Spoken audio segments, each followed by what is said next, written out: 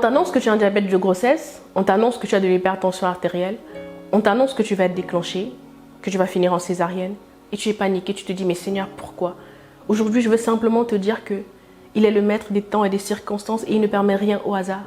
Aujourd'hui, peut-être que tu te lamentes, mais demain, tu pourrais le remercier pour tout ce qui t'arrive. Je t'en dis plus tout à l'heure, reste connecté. À tout de suite.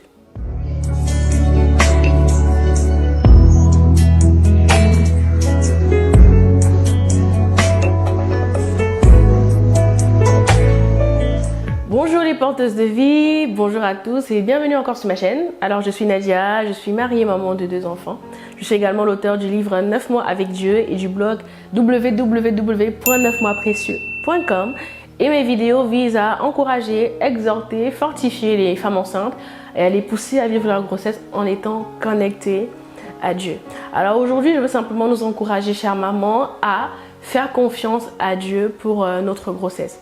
Ce que je vais vous partager aujourd'hui, c'est des cas assez particuliers, mais je pense qu'il faut retenir la leçon en fait que j'ai à cœur d'échanger avec vous. C'est vraiment le fait de faire confiance à Dieu. En tout cas, si tu as sincèrement recommandé ta grossesse à Dieu, laisse Dieu être le Dieu de ta grossesse. Alors, je vais vous raconter l'histoire d'une maman que je connais personnellement, qui a eu une grossesse vraiment très difficile. Elle était sous cerclage, etc. Et à 3 mois de grossesse, en fait, on lui annonce qu'elle a un diabète gestationnel. Et la première réaction, elle se dit mais Seigneur, cette grossesse n'est pas déjà assez compliquée comme ça. Et puis bon, pour les mamans qui connaissent, le diabète gestationnel en fait nécessite de se faire des piqûres avant et après chaque repas pour avoir sa glycémie.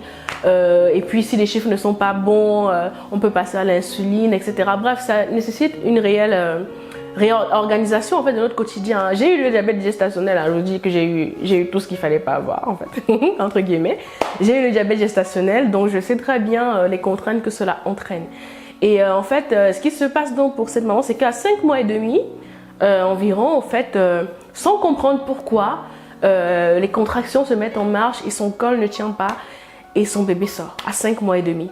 Et par la grâce de Dieu, vraiment, son bébé a survécu. Et il est rare pour des bébés de ce terme-là, en fait, de survivre. Parce que vous savez, il y a des semaines d'aménorrhée à atteindre pour qu'on parle de faible chance de survie moyenne. Et puis bon, là, le bébé, il survivra, etc.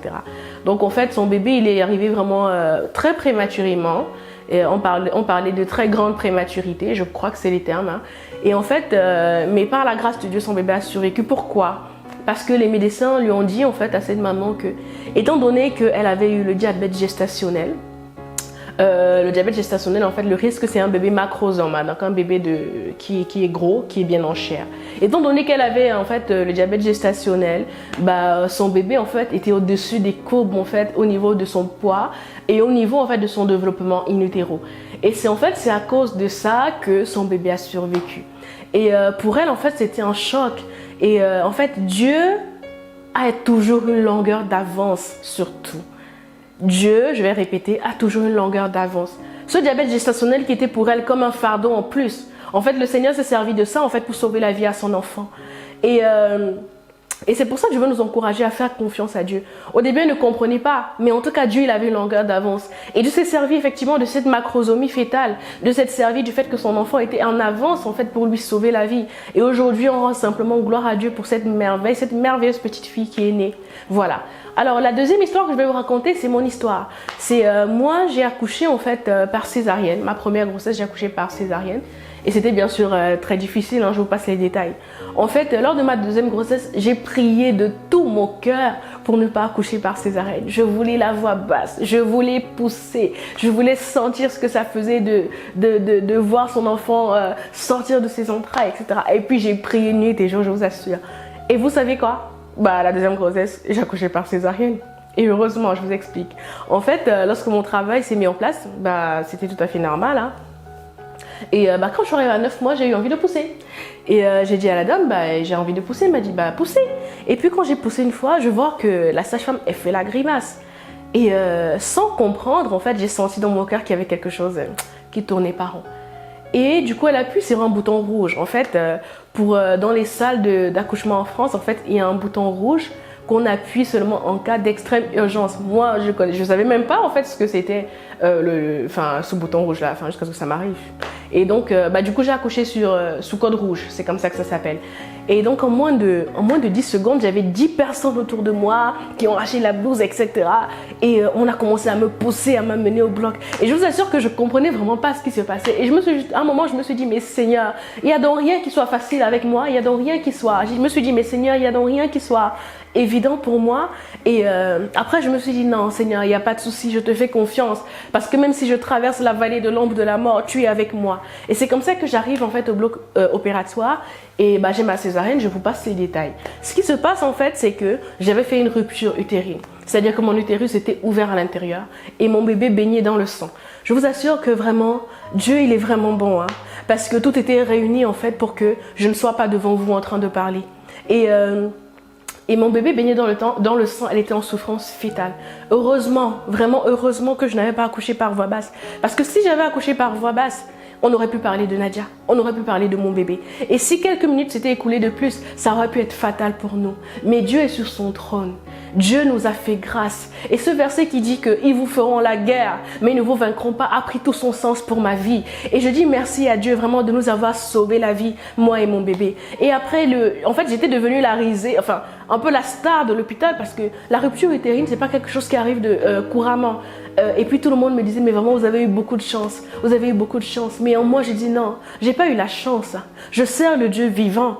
Je sers le Dieu tout-puissant.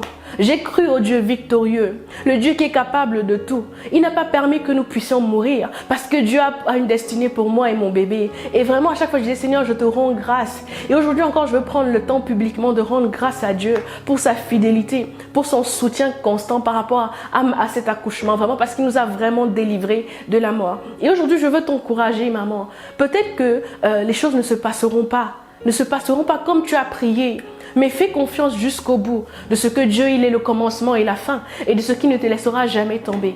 Un jour, je parlais avec une maman de l'assemblée que je fréquente et on parlait justement de grossesse et elle me disait en fait, Nadia, moi j'ai jamais prié Dieu, j'ai jamais demandé à Dieu le comment de ma grossesse. Ça jamais. Moi je demande juste à Dieu d'avoir un bébé en bonne santé et que nous puissions sortir, bébé et moi en bonne santé et vivant. Maintenant après le reste là, c'est ses affaires, il va gérer. Et j'avoue que ce jour-là, j'ai pris quand même une claque. Je me suis dit, mais en fait, c'est vrai. Des fois, lorsqu'on demande des choses à Dieu, on demande à Dieu, mais on demande aussi le comment à Dieu. Et j'ai compris en fait qu'il fallait un certain lâcher prise sur le comment. C'est vrai que des fois, dans nos pays, peut-être, la césarienne, il y a beaucoup de morts fétales, il y a beaucoup de femmes qui décèdent. Mais ton cas peut être différent parce que toi, tu sais en qui tu as cru et parce que la médecine est peut-être limitée, mais Dieu est le Dieu qui est capable de tout. Donc vraiment, et ça m'a fait penser aussi à l'histoire en fait de ce pasteur qui disait qu'un jour, il voulait une maison. Et il a commencé à travailler dur, mais très dur pour avoir une maison. Mais vraiment, il disait à Dieu, vraiment, donne-moi l'argent pour avoir cette maison. Donne-moi l'argent, accorde-moi la grâce de multiplier mes revenus pour avoir cette maison. Jusqu'un jour où Dieu lui a dit, mais en fait, tu veux la maison ou tu veux l'argent pour avoir la maison? Parce que c'est deux choses différentes. Et en fait, il expliquait que ce qui se passe, c'est que il y avait un riche, un milliardaire en fait du pays qui avait écouté un de ses enseignements et qui avait été extrêmement béni et qui a décidé de le bénir, de lui faire une offrande et il lui a offert une maison. Et pour lui, ça a été vraiment un enseignement de ce que, ok, moi je priais pour avoir l'argent en fait de la maison. Pourtant, Dieu voulait simplement me donner une maison. Qu'est-ce que cette histoire m'enseigne et tout ce que je viens de dire? Ce que je veux que nous puissions retenir, c'est que Dieu, il est fidèle et il a une longueur d'avance pour tout. Demandons à Dieu ce que nous voulons et je pense que pour vous et pour moi qui est enceinte, c'est que tout ce qu'on veut en fait, c'est d'accoucher un bébé en parfaite santé. C'est d'être également en vie et en parfaite santé. Après le comment est l'affaire de Dieu. Demandons à Dieu ce que nous voulons et le comment lui appartient.